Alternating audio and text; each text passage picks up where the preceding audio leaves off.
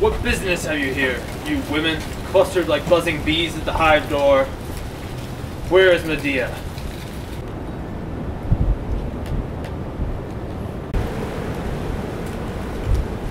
There, mourning for what you have done. Ha! What she has done, not I. Not by my will she and my sons are exiled. Is there another dog here? So, Medea, you have once more affronted and insulted the head of Corinth. This is not the first time you feel full anger is. You might have lived here happily, secure and honored. I hope you would. By being just a little decently respectful toward those in power. Instead, you're going to go mad with anger and talk yourself into exile. To me, it matters little what you say about me, but rulers are sensitive. Time and again, I smooth down Creon's indignation. Then you, like a madwoman, like a possessed imbecile, wag your head and let the words flow again. You never cease of speaking evil against him and his family. So now, call yourself lucky, Medea, not to get worse than exile. In spite of this, I have your interest at heart and am here to help you. Exile's a bitter business. I want to make some provision for you. I wish you no harm, although you hate me. And in particular the children, my sons, our sons. You might have been decent enough to have thought of our sons. Did you consider them when you betrayed this house? Certainly I considered them. It was my hope that they would grow up here, and I, having great power, could protect and favor them. And if perhaps, after many years, I become dynast of Corinth, that is Creon's desire, to make me his heir, our sons, and be the king's sons. I hope to help them wherever they go. But now, of course, let's look forward to younger children. It's enough. Something might happen. It is likely that something might happen to the bride in the marriage. I'll guard against it, but evidently Creon is right to be rid of you. Have you finished now? I thought I would let you speak on and spit your shamelessness before these women. The way a Tyrian trader unrolls his rare fabrics. Do you like it, ladies? It is the dog's daughter's husband. It is the brave person has finally got up its courage with a guard and come to look me in the face. Oh, Jason, have you pulled me down into this hell of vile thought? I did not used to talk like a common woman. I loved you once, and I am ashamed of it. But there are some things that I remembered by you and me. That blue day when we drove through the Hellespont into Greek Sea, and that great shouldered heroes were singing at the oars, and those birds flying through that blown foam. That day was too fine, I suppose, for Creon's daughter's man to remember. But you might remember whether I cheated my father for you, and tamed the fire-breathing brazen-hoofed bulls, and whether I saved your life in the field of teeth. And you might remember whether I poisoned the great serpent and got you the golden fleece and fled with you. I killed my brother when he pursued us, making myself abominable in my own home. Then, in yours I got your enemy Pelias hacked to death by his own daughter's hands. Whatever these fine Corinthians friends of yours may say against my rapid and tricky wisdom, you it has served well. It is well qualified to sleep with the dog's daughter. But for me, Jason, me, driven by the hairy snouts from the quadruped marriage bed, what refuge does your prudent kindness advise? Should I fly home to Colchis to put my neck in a coil of knotted rope for the crimes I served you with? Or shall I go and kneel to the daughters of Pelias? They would indeed be happy to lay their hands on my head, holding the very knives and the clevers they carved their sire. The world is a little close to me, eh? By the things I have done for you.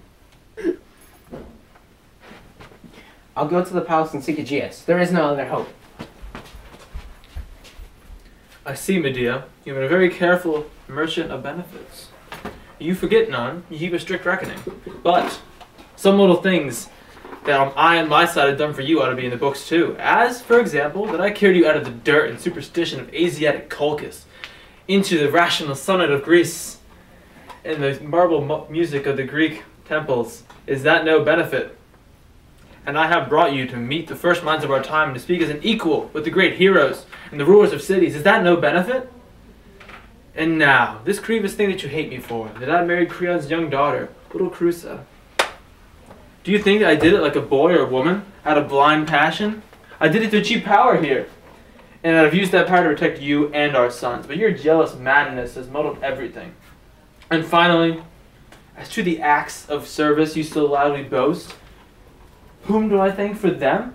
I thank divine Venus, the goddess who makes girls fall in love. You did them because you had to do them. Venus compelled you. I enjoyed her favor. A man dares things, you know. He makes his adventure in the cold eye of death. And if the gods care for him, they appoint an instrument to save him. If not, he dies. You were that instrument. Here it is. The lowest, the obscene dregs, the slime and the loathing, the muddy bottom of a mouthed cup. When a scoundrel begins to invoke the gods, ha! You had better go, Jason. Vulgarity is a contagious disease. And in a moment, what I could do but spit at you like a peasant, or curse you like a drunken slave, you had better take yourself back to little Crusoe. I came to help you. Your help is save not, you, if possible. Your help is not wanted, Jason. Go! Go! If I could see my No, boys. go quickly. Yours the regret, then. This is it. I did not surely know it. Loathing is all. This flesh that he has touched and fouled. These hands that wrought for him. This knees that ran his errands. This body that took his, what they call love, and made children of it. If I could peel off the flesh, the children, the memory. Poor misused hands. Poor defiled arm. Your bones are not unshapely. If I could I'd tear off the flesh and be bones, naked bones, salt-scoured bones on the shore at home in Colchis. God, save me from fire and the hunger of sword. Save me from the hateful sea and the jagged lightning and the violence of love. A little love is joy in the house. A little fire is a jewel against frost and darkness. A great love is a fire that burns the beams of the roof. The doorposts are flaming and the house falls. A great love is a lion in the cattle. The herd goes mad. The heifers run bawling and the claws are in their flanks. Too much love is an armed robber in the treasury. He has killed the guards and he walks in blood. And now I see the black end, the end of great love, and God save me from it. The unburied heart, the unbridled hatred, the vultures tearing a corpse. God keep me clean from those evil beaks. What is she doing, that woman? Staring like stone, staring. Oh, she has moved now. I think it's it. Stop, don't talk to him. I'm sorry. Alright, James, stop being gay. I'm not doing anything at all. Alright. Don't look at the book, really. I need to look at the book, though. Pranish, are you gonna go onto your line after I go, or are you gonna cut it? I'll try to go. Alright. Alright, ready? Yep. Set. Wait. Oh, are you? Wait, Ready? I need it next, though. No, No, we're gonna stop it. We're gonna stop it. I'm gonna stop it after Pranish's. Alright, ready? Set. Go. Annihilation. The word is pure music.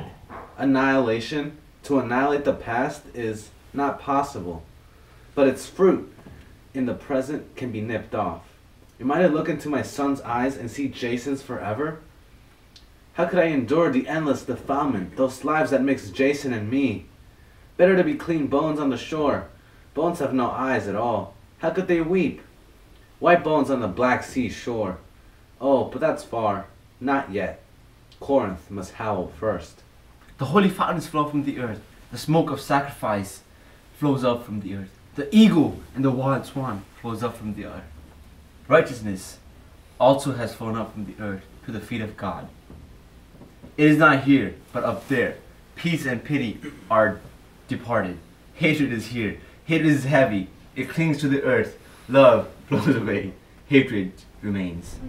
Women hate war, but men will wage it again. Women may hate their husbands and sons, their fathers, but women will never hate their own children. But as for me, I will do good to my husband. I will love my sons and daughters and adore the gods. If I should go into the house with a sharp knife to the man and his bride, or I could fire the room they sleep in, and hear them wake in the white of the fire, and cry to each other, and howl like dogs. and howl and die. And at my fall, I might be cut down first. The knife might turn in my hand, or the fire not burn. And my enemies could laugh at me. No, I have subtler means, and more deadly, cruel. I have my dark art that fools call witchcraft. Not for nothing have I worshipped the wild great goddess that walks in the dark. The wise one, the terrible one, the sweet huntress, flower of night, Hecate, in my house at my hearth. My lady, he was leaving Creon's door. He is coming. Aegeus is coming, the power of Athens. Ancient goddess, to whom and I, my people, make the sacrifice of black lambs and black female hounds, Holy One, haunter of crossroads, Queen of night, Hecate, help me now. Remember in my mind the use of the venomous fire, the magic song, and the sharp gems.